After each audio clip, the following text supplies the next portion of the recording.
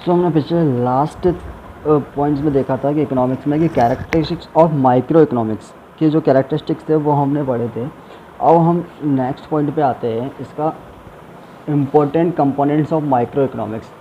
हर क्या होता है कि important components of micro economics के कुछ थ्योरीज हैं, हम उसको देखेंगे।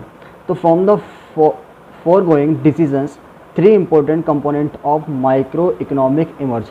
जो माइक्रो इकोनॉमिक है उनको 3 पॉइंट्स के अंदर, मतलब कि 3 कंपोनेंट के अंदर मर्ज किया गया है, इमर्ज किया गया है। तो हम उनको देखेंगे। पहला बोलता है कि the theory of consumer behaviour और theory of demand. First point है कि थ्योरी ऑफ कंज्यूमर बिहेवियर। सबसे पहली चीज़ क्या होता है माइक्रो इकोनॉमिक के अंदर, क्योंकि माइक्रो का वर्ड ही क्या है, छोटा है। अब उस छोटी सी चीज़ में आप मतलब कि आप उसको क्या करोगे, स्टडी करोगे। तो कंज्यूमर बिहेवियर, हमारी जो इकोनॉमिक है वो, जो हम इकोनॉमिक पढ़ रहे हैं अभी और इकोनॉमिक्स के बारे में जो हम देख रहे हैं, तो वो क्या है कि इम्पोर्टेंट कंपोनेंट, हम उसके क्या देख रहे हैं, इम्पोर्टेंट कंपोनेंट देख रहे हैं कि ये शुरुआती है कि माइक्रो इकोनॉमिक के इम्पोर्टेंट कंपोनेंट क्या है।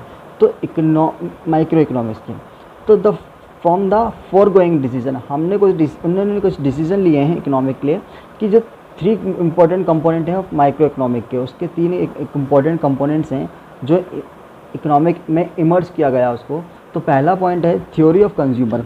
क्या होता है कि हर चीज़ के लिए एक थ्योरी होती है, हर एक पर्टिकुलर कुछ भी आप करोगे तो उसके लिए क्या होना है, आज एक थ्योरी बनाई जाती है जिससे आपको वो चीज़ ईजिली आराम से, मतलब कि समझ में आ सके, आपको समझाया जा सके।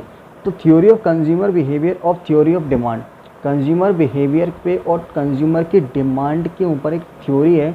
This theory explain as how a consumer allocates his income to different use as to maximize his satisfaction, price demand relation in the crux of this theory.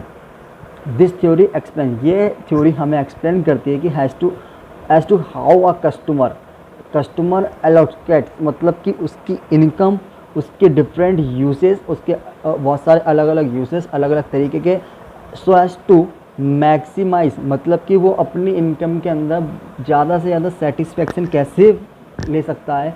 Price demand, उसकी प्राइस डिमांड क्या है, relationship and crux of इस this theory, और उस theory के बारे में हमें बताया है। तो सेकंड पॉइंट है theory of processor behaviour of theory of supply. हम सेकंड पॉइंट में देखेंगे थ्योरी ऑफ प्रोसेसर बिहेवियर, उनके बिहेवियर के लिए, और theory of supply. This theory explain, ये थ्योरी हमें समझाती है कि what is to be produced, हमें क्या बनाना चाहिए उनके मैक्सिमम सेटिस्फेक्शन के लिए, मतलब कि मिनिमम नहीं मैक्सिमम, ज़्यादा से ज़्यादा उनको सेटिस्फेक्शन दिया जाए। और profit is to be motto of producer, और उन प्रोड्यूसर का मोटो क्या होता है, उनको मेन मोटो उनका क्या है कि उनको प्रॉफिट देखना है, कस्टमर को भी मैक्सिमम, मतलब कि ज़्यादा से ज़्यादा सेटिस्फेक्शन दे पाएँ और उनका प्रॉफिट भी ज़्यादा से ज़्यादा हो पाए, किसका, प्रोड्यूसर्स का। Price supply relation is crux of this theory. तो प्राइस सप्लाई और कस्टमर के बिहेवियर को दोनों को देखते हुए सेकंड थ्योरी में बताया है कि मतलब कस्टमर को मैक्सिमाइजेशन सेटिस्फेक्शन, उसको ज़्यादा से ज़्यादा सेटिस्फाई कैसे किया जाए, उसके और हमें अपना प्रॉफिट भी कैसे मिल जाए। थर्ड आती है theory of price. This theory explain, price theory है थर्ड थ्योरी, वो एक्सप्लेन करती है कि as to how prices of goods and determined in the market by interaction of the force of demand and supply. देखो क्या होता है कि हर कस्टमर की एक ज़रूरत होती है, हर कस्टमर एक महंगा आइटम नहीं खरीद सकता, महंगा प्रोडक्ट नहीं खरीद सकता, महंगे गुड्स नहीं खरीद सकता। क्यों नहीं खरीद सकता, कि उसकी इनकम उतनी नहीं है और उसको अपनी इनकम के अंदर सेटिस्फेक्शन चाहिए। कुछ कंपनीज होती हैं जो आई हैं, जो जिन्होंने क्या करा है, जो महंगी प्रोडक्ट की चीज़ें हैं वो सस्ते प्रोडक्ट के अंदर उनको दिला दी गई। जैसे कि एक एग्ज़ाम्पल ले लो, सैमसंग जो चीज़, सैमसंग मोबाइल जो 50 से 60 हज़ार रुपये की रेट में कस्टमर को दे पाता है ना, वही सारी चीज़, वही सारे फीचर्स कौन, वीवो, ओप्पो, रियलमी, उनको 15 से 20 हज़ार रुपये की रेट में अवेलेबल करा देते हैं। और उससे क्या होता है, उनकी एक तो प्राइस जो है वो कंट्रोल हो गई, मैक्सिमम सेटिस्फेक्शन मिल रहा है उनको, वही सब चीज़ें 50 हज़ार की चीज़ 15 से 20 हज़ार में मिली, तो उनको क्या हुआ, मैक्सिमम सेटिस्फेक्शन मिल गया और उन कंपनीज़ को प्रॉफिट भी हो गया। तो ये सारी चीज़ें देखकर ही क्या होता है, माइक्रो इकोनॉमिक्स वर्क करती है। तो दिस थ्योरी ऑफ प्राइसेस, मतलब कि 3 थ्योरी बताई थी। सबसे पहले कंज्यूमर बिहेवियर, कंज्यूमर का बिहेवियर कैसा है, उसका डिमांड, उसके बिहेवियर के ऊपर डिमांड। दूसरी उसकी सप्लाई, उसके बिहेवियर के ऊपर supply. Third is theory of prices, ठीक है. Supply economic hold that his theory is most important component of micro economic. और ये तीन चीज़ें बहुत इंपॉर्टेंट हैं माइक्रो इकोनॉमिक के लिए. In fact they often identify micro economic with इस थ्योरी. और इसी थ्योरी से हमें माइक्रो इकोनॉमिक आइडेंटिफाई हो जाती है कि हर एक व्यक्ति को मैक्रो क्या करता है, मैक्रो एक बड़े लेवल पे काम करके चलता है, लेकिन माइक्रो जो होते हैं वो माइक्रो छोटे छोटे कंपोनेंट्स के ऊपर काम करते हैं, छोटी छोटी चीज़ों के ऊपर काम करते हैं कि दुनिया के अंदर जितने भी लोग हैं सबको एक मैक्सिमम सेटिस्फैक्शन मिल पाए, उनको सारी फैसिलिटी मिल पाए उसी रेट उनकी इनकम में. Three important components of micro economic theory of consumer behaviour और the theory of demand, theory of producer behaviour और theory of supply, theory of price, the theory of determination of price, the interaction of supply demand force. अब 1.5 point meaning and definition of macro economic. अभी हमने micro economic समझ लिया. Micro economics क्या होती है? Micro economic individual work के लिए काम करती है, स्मॉल कंपोनेंट के लिए काम करती है, छोटी छोटी चीज़ों के लिए काम करती है, कम प्राइजेस में लोगों को ज़्यादा सेटिस्फाई करने की कोशिश करती है, कंज्यूमर के बिहेवियर और उनकी डिमांड को समझती है, उनके बिहेवियर ऑफ सप्लाई को समझती है, उनकी प्राइसेस को समझती है, वो होती है माइक्रो इकोनॉमिक. अब हम आते हैं मैक्रो इकोनॉमिक पे. अब मैक्रो इकोनॉमिक क्या होती है? मैक्रो इकोनॉमिक का मतलब ये देखो, मैक्रो से समझ में आ रहा है बड़ा, माइक्रो का मतलब होता है छोटा स्मॉल, मैक्रो का मतलब होता है बड़ा big. This English word macro is derived from Greek words macros which means large, जिसका मतलब ही क्या होता है? बड़ा, large. The microeconomics dead branch of economic science which study economic issues and aggregate level and level of whole economy. इनका 10 macro economics dead branch वो branch है economic की जो जिसका विज्ञान ही यही है कि विच स्टडी इकोनॉमिक किसके लिए काम कर रही है? वो इकोनॉमिक के लिए काम कर रही है. इशू एट एग्रीगेट लेवल, उसका क्या होता है? एग्रीगेट लेवल होता है. और that level of whole economy किसके लिए काम करी? होल इकोनॉमिक के लिए काम करी, बड़े लेवल के लिए, मतलब कि पूरे ब्रह्मांड जो पूरी दुनिया के इकोनॉमिक पे काम करी. In fact it is study of in aggregate. Aggregate का मतलब क्या होता है? Large. It deals with the behaviour of not one particular unit but all units combined together. ये डील करती है, एक कोई पर्टिकुलर व्यक्ति के लिए डील नहीं करती, ये पूरे जितने भी लोग हैं but unit of all combined together सबके लिए काम करेगी. It is a study of economic system. और इसी को हम क्या बोलते हैं? इकोनॉमिक सिस्टम बोलते हैं एज अ होल. किसके लिए बोलेंगे? पूरे दुनिया के लिए बोलेंगे, पूरे वर्ल्ड के लिए बोलेंगे. It study overall conditions of economic. ये स्टडी क्या करती है? ओवरऑल कंडीशन, सारी कंडीशंस को देखेगी इकोनॉमिक के, से टोटल ऑफ प्रोडक्शन, अपनी टोटल ऑफ प्रोडक्शन देखेगी, टोटल एम्प्लॉयमेंट को देखेगी, जनरल प्राइसेस लेवल को देखेगी, बैलेंस ऑफ पेमेंट को करती है, quantity of money, public expenditures, public revenue, taxations, government budget, monetary policy etcetera. इन सारी चीज़ों को कौन देखता है? Macro economic. अब macro economic has defined various economics as under. Macro economic को डिफाइंड बहुत सारे इकोनॉमिक्सों ने किया है, लेकिन हम सबसे अच्छी के ही बोल्डिंग की लेंगे. एक डेफिनेशन देखते हैं. Macro economic deal not with individual quantity. Macro economic क्या करता है? No deal with individual quantity. Micro किसके लिए करता है? इंडिविजुअल के लिए करता है, लेकिन मैक्रो किसके लिए करता है? Not with individual quantities. वो एक इंडिविजुअल के लिए काम नहीं करेगा but with aggregate of this quantities. किसके लिए काम करेगा? एग्रीगेट, एक सबके लिए काम करेगा, होल के लिए काम करेगा. Not with individual income. इसको इंडिविजुअल की किसी भी इनकम से कोई फ़र्क नहीं पड़ता, बट विथ नेशनल इनकम इसको फ़र्क पड़ता है नेशनल इनकम से. नॉट विथ इंडिविजुअल प्राइस, इसकी कोई इंडिविजुअल प्राइस से कोई फ़र्क नहीं पड़ेगा, इसको पड़ेगा with price level. Not with individual output, इसको इंडिविजुअल आउटपुट से भी कोई फ़र्क नहीं पड़ेगा, but with the national output, इसको क्या चाहिए? नेशनल आउटपुट चाहिए. के वॉल्डिंग ने बोला था कि उन्होंने बताया है कि मैक्रो इकोनॉमिक जो है वो डील करता है एग्रीगेट डिमांड पे करते, एग्रीगेट क्वांटिटीज़ पे करेगा, एग्रीगेट इनकम पे करता है, एग्रीगेट प्राइस लेवल पे करता है, और एग्रीगेट नेशनल आउटपुट पे करता है. वो इंडिविजुअली वर्क नहीं करेगा. अब इसके क्या होता है? वही चीज़ कैरेक्टरिस्टिक्स ऑफ इकोनॉमिक्स. इकोनॉमिक्स के भी कैरेक्टरिस्टिक्स हैं.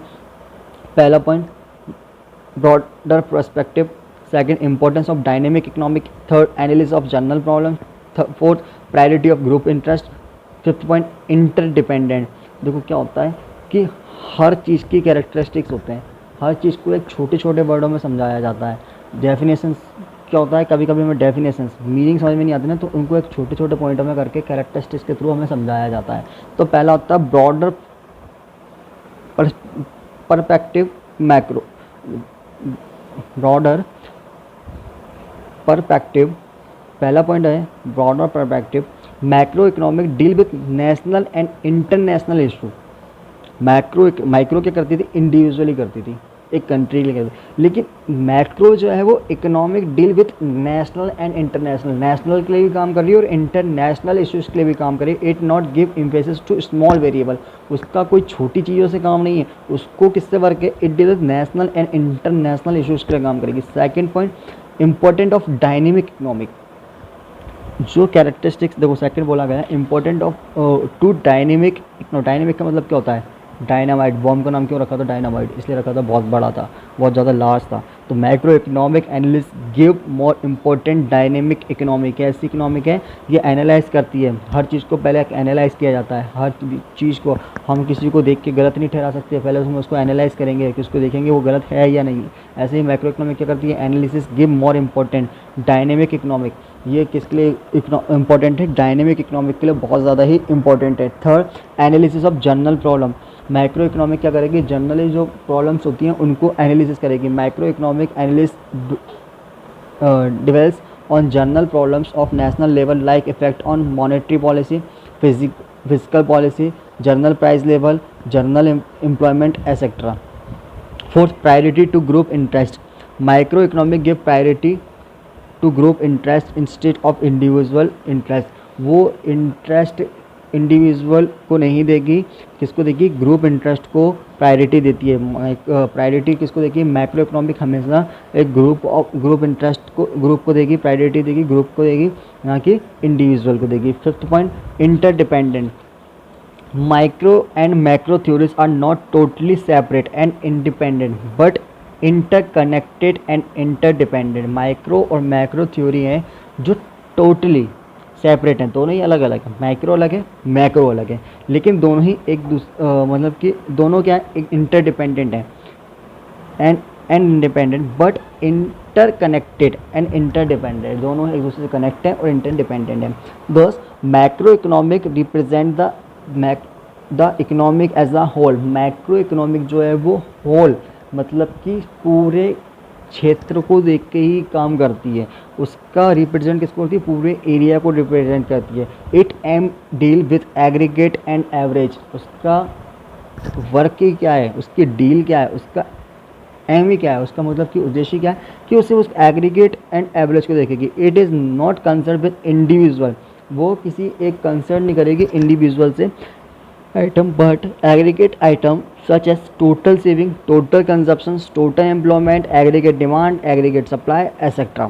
A macroeconomic is concerned with the problem of unemployment. macroeconomic क्या करती है, अब हमें कैसे पता लगता है कि पूरे भारत के अंदर इतने अनएम्प्लॉयमेंट है, इतने लोग इस बीमारी से इतने पीड़ित हैं। अब जैसे कोरोना चल रहा है तो हमें किससे पता लग रहा है, माइक्रो से पता लग रहा है, घर घर जाके पता कर नहीं, हमें जो माइक्रो है उसके लेवल से, मतलब कि माइक्रो जो छोटे छोटे कंपोनेंट्स घर घर जाकर जो पता कर रहे हैं और जो टेस्ट हो रहे हैं उससे पता लग रहा है, एक नंबर ऑफ क्वांटिटी में पता लगता है। अब जैसे कि हमें एक ग्राफ दे दिया कि इंडिया के अंदर 8 लाख कोरोना पॉजिटिव्स हैं। अब वो 8 लाख कोरोना पॉजिटिव्स क्या एक ही घर के अंदर है, माइक्रो देखा नहीं, वो देख रहा है मैक्रो। मैक्रो मतलब पूरे उसको देखता है, किसको, पूरी कंट्री को देखता है। तो the macro economy is concern with the problem of unemployment, क्या है, पूरे अनएम्प्लॉयमेंट को देखेगा, इकोनॉमिक फ्लक्चुएशंस को देखेगा, इकोनॉमिक ग्रोथ को देखता है कौन, मैक्रो, पूरे होल एरिया को देखेगा। The basis issue of macro economic comprise, दो इसके अंदर भी 3 वो हैं पॉइंट्स हैं इंटरडिपेंडेंट के अंदर। पहला है equilibrium in the economic. Equilibrium का मतलब भी क्या होता है, इक्विलिब्रियम का मतलब क्या है, अब आपको इक्विलिब्रियम इन द इकोनॉमिक, कई लोगों को मतलब ही नहीं पता इक्विलिब्रियम का मतलब क्या है। इक्विलिब्रियम का मतलब होता है संतुलन, इक्विलिब्रियम इन द इकोनॉमी। कई लोगों को यही नहीं पता कि इक्विलिब्रियम का मतलब होता क्या है, इक्विलिब्रियम है क्या, बस पढ़ लेते हैं। तो इक्विलिब्रियम का मतलब है संतुलन, मतलब कि हमें हमारे इकोनॉमिक को संतुलन क्या होता है, क्योंकि हर चीज़ का एक बैलेंस होता है, हर चीज़ को बैलेंस करके रखना बहुत ज़्यादा ज़रूरी है। It means equilibrium between aggregate demand and aggregate supply of goods and services in the economy. हर चीज़ की इकोनॉमिक में हमें एग्रीगेट सप्लाई और एग्रीगेट डिमांड को बराबर रखना होता है। Supply of all goods and services, जितने भी गुड्स हैं और सर्विसेज हैं उनको इक्विलिब्रियम मतलब कि संतुलन बना के रखना है। और डिसइक्विलिब्रियम इन द इकोनॉमी, कभी कभी क्या होता है डिसइक्विलिब्रियम हो जाता है, जैसे कि हमारे इंडिया की इकोनॉमी डिसइक्विलिब्रियम हो रही है, अभी जीडीपी गिरती जा रही है। तो उनके रीजंस क्या हैं, एकदम से लॉकडाउन लगा देना, पहले ही जीएसटी लगा हुआ था, उससे क्या होता है कि उस कुछ इफेक्ट पड़े हैं जिससे हमारी जो यहाँ की इकोनॉमी है वो ज़्यादा डाउन हो गई है। तो डिसइक्विलिब्रियम क्या हो रहा है, उसमें डिसंतुलन नहीं है, अभी हमारी इकोनॉमी का कोई संतुलन नहीं है, कोई बैलेंस ही नहीं है, कभी 4.0 हो रही है, कभी 4.2 हो रही है, कभी 3.7 हो रही है, कभी 3.6 हो रही है, कोई एक कंफर्म नहीं है। Disequilibrium in the economy that is imbalance, उसका मतलब क्या, imbalance in the aggregate demand, कोई भी डिमांड मतलब कि इम्बैलेंस है, and aggregate supply, underutilisation of national resources, और हमारे जो नेशनल रिसोर्सेज हैं वो अंडर यूटिलाइजेशन नहीं है। फिर आते हैं करेक्ट ऑफ डिसइक्विलिब्रियम, अब हमें सही कैसे करना है डिसइक्विलिब्रियम को, that is restrictions of balance between aggregate demand and aggregate supply,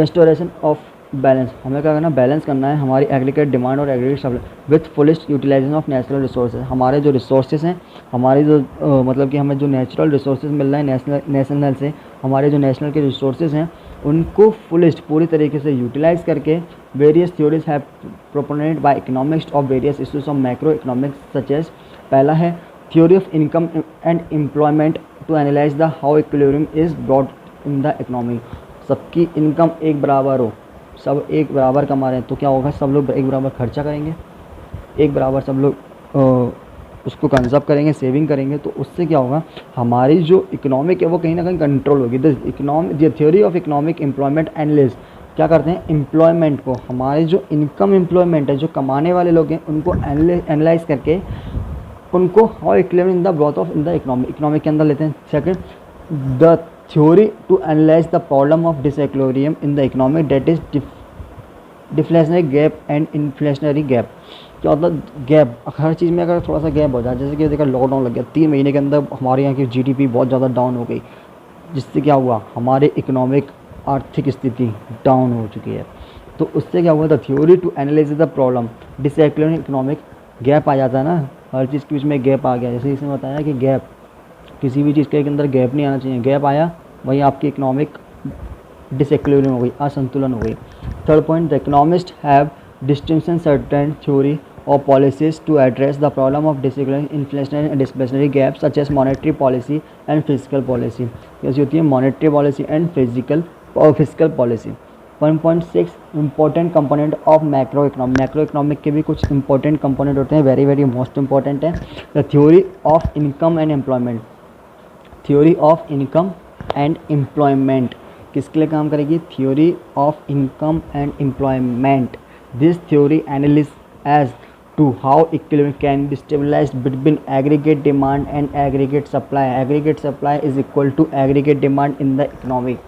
this theory analyse करेगी इक्विलिब्रियम मतलब कि संतुलन बना के चलेगी, स्टैब्लिश बिटवीन किसको, एग्रीगेट डिमांड और एग्रीगेट सप्लाई। अगर डिमांड बराबर है, सप्लाई है, तो हमारी जो इकोनॉमिक है और हमारी जो एम्प्लॉयमेंट इनकम है वो बिल्कुल बराबर रहेगी। जैसे कि जितनी जॉब उतने एम्प्लॉयमेंट, जितनी जॉब उतने एम्प्लॉयमेंट, उससे क्या होता है, हर किसी को इनकम मिल रही है, कोई बेरोज़गार नहीं है, उससे काम चल रहा है। जितनी प्रोडक्ट उतनी सप्लाई, जितनी प्रोडक्ट उतनी सप्लाई, सप्लाई ज़्यादा कर दी, प्रोडक्ट नहीं है तो उधर दिक्कत आ जाती है, उधर डिसइक्विलिब्रियम हो जाता है। तो उतनी ही चीज़ को सप्लाई करो जितनी हमारे पास है, जितनी नहीं है, जो नहीं है उसको सप्लाई करो ही मत, क्योंकि क्या होता है उससे डिसइक्विलिब्रियम हो जाता है और उससे हमारी इकोनॉमी गड़बड़ जाती है। Second, theory of disequilibrium in the economy of theory of inflation and deflation. This theory analyzes the consequences when aggregate demand is greater than aggregate supply. AD, अगर डिमांड ज़्यादा है तो aggregate demand is greater than aggregate supply, दोनों ही बराबर नहीं है। इधर क्या है, डिमांड ज़्यादा है, सप्लाई कम है। Leading inflationary gap when aggregate demand is lower than aggregate supply. अब एग्रीगेट डिमांड ज़्यादा है और एग्रीगेट सप्लाई नहीं है और डिमांड ज़्यादा है, उससे क्या आ रहा है, गैप आ रहा है कि हम सप्लाई नहीं दे पा रहे।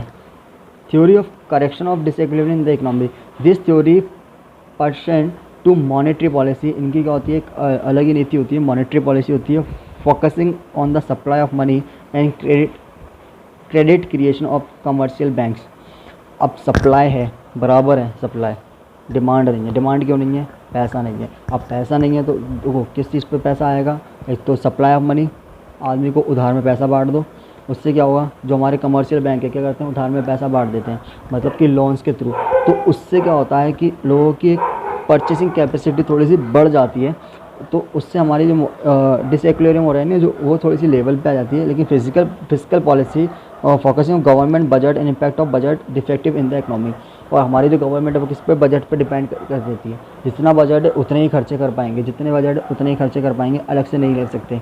And exchange rate policy, focusing of management of exchange rate and balance of payment equilibrium.